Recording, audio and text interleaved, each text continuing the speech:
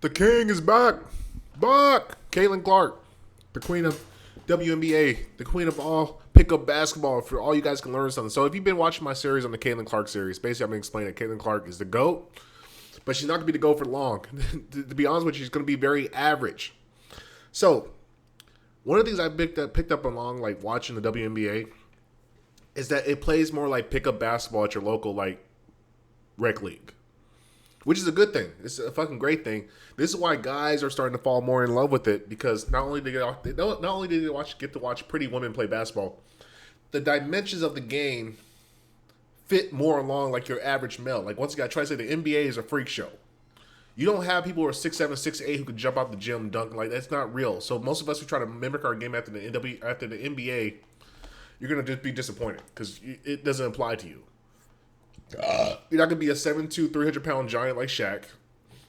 You're not gonna be a 7'3" wingspan like Wemby. You're not gonna be Nate Robinson 5'10", be able to dunk on guys because you don't have that type of lift. What we could learn from the WNBA game is it plays more like your average guy at a pickup rec league. And this is what I'm gonna say with Caitlin Clark. This is the funny thing about it. The women's basketball game, the level has been so low because there's not really top end coaches coaching WNBA. Like you're kind of not going to get the best of the brightest to coach because they don't pay any money. So if you're not paying any money, like where's the value going to come from? And this is another thing. I have a whole other theory. You're going to watch NBA coaches that made their money already start coming on to coach WNBA because you're like, wait, hold up a second. It's way easier to coach women than it is to coach these 6'9" divas. I read this coach these women. They actually listen. They play team basketball. They pass the ball. They move. There's no egos involved. They just want to play to win. Because most of the girls on that thing are kind of nameless. like I said, for most guys, if you get away from this year, if I take you back to last year this time, put a gun to your head and say, name 10 WNBA players, most of you guys are coming up dead. That's just the truth of the matter. But now that Caitlin Clark has brought actual like real basketball, and this is a side note, Angel Reese quit the season so she can watch Caitlin Clark so she can learn some game. See, Angel Reese was eventually, she was hating on her. Now she's starting to come to her side because she's starting to be like, hold up, this girl can play. I could probably learn some things. Like, and then when she played that WNBA All-Star game with her, she's like, hold up a second. She makes the game easier for me. I don't look so bad. So she got off the season. She's like, hold up a second, man. Let me think about this. Let me go watch her play because I'm faking this wrist injury that's not even real. I have a hairline fracture. First of all, she ain't got no hairline fracture. They told you, first of all, you don't get surgery on a hairline fracture. It just heals on its own. So the idea, she said, I was going to have to get surgery. Lying. Like most women just lie all day. And most of you guys are so foolish, you guys actually believe the nonsense. But until a woman has like a baby, I don't believe anything that comes out of her mouth. Because once that baby comes out the womb, reality sneaks in and she loses all that selfishness and vanity. She realizes, oh my God, there's something more precious to me, which is the baby. But that's a whole side note for the other day. Caitlin Clark records are never going to be touched again because the level of pickup basketball, or level of basketball at WNBA is going to be so much better in about a year or two when all these other girls start to figure out, wait, hold up. Let's go play with Caitlin over the summer. Because these girls will be playing basketball with Caitlin, so they're going to start learning. And Caitlin already kind of thinks the game like a coach. Like, if you look at her background, she played multiple sports. Her dad was a coach. Her brother's athletic. She golfs. She understands how to be around dudes and how to play within a dude framework. So because she understands to play with a dude framework, they understand like teamwork is necessary. It's very cooperative. And if you go back to my thing with the Mormon basketball league when I was playing with them, Mormons don't play ego ball. They play very team-oriented ball. Everybody gets shots. Everybody has fun. Everybody plays defense. Everybody hustles. And they find out, oh, we win better as a team if we cooperate as a team.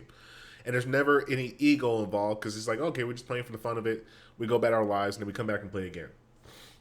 So what's going to happen is Caitlin Clark is going to shatter all these records. She's going to shatter a bunch of records, and the records will never be touched because the overall level of the WNBA is going to pick up where Caitlin Clark is eventually just going to be our average player. Because realistically, how can I put it? She has a great shot. Her shot is wonderful. But as far as her game is concerned, she's not like overly like super athletic. She's kind of like, all right, I'm decently athletic. I can shoot a great shot. If I get an open shot, I'm going to hit it for the most part. Since the ball is smaller and the rim is the same size as the men's game, the shot's going easier. That's why you see her shooting percentage. And that other girl, Sexy Haley or Sexy Holy, whatever her name is, the teammate. That's why she's shooting like 70% because she's getting clean looks. And what you guys don't understand is women actually shoot better than dudes on average. Like I went to the gun range the other day and I found out my girl shot better than me because her heart rate doesn't increase as much. She doesn't have as much muscles and like because men we're more physical.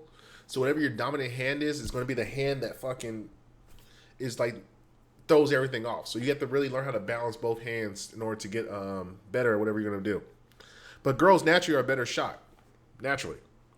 And since they have to shoot more because they have to practice the fundamentals because they don't have the advantage of being 6'8" freaks that can just dunk on the fucking court, they get better shots. They shoot better. And then because there's no hero ball and there's no superstar calls, because if you watch that's the other thing I like about the WNBA. There's not a lot of superstar calls. It's kind of just like you just let them play, like more like a pickup basketball game. That's what I'm saying. This is why the game is starting to become a much better product because it looks more like the basketball that regular people play. It's more relatable. When you got the NBA, what you have primarily is a bunch of divas looking for superstar calls, flopping. And here's the other thing that's going to be funny about it. The WNBA eventually at some point within like 3 to 4 years, 5 years probably, they're going to start to rival the NBA. And when they start to rival the NBA, that's a wrap.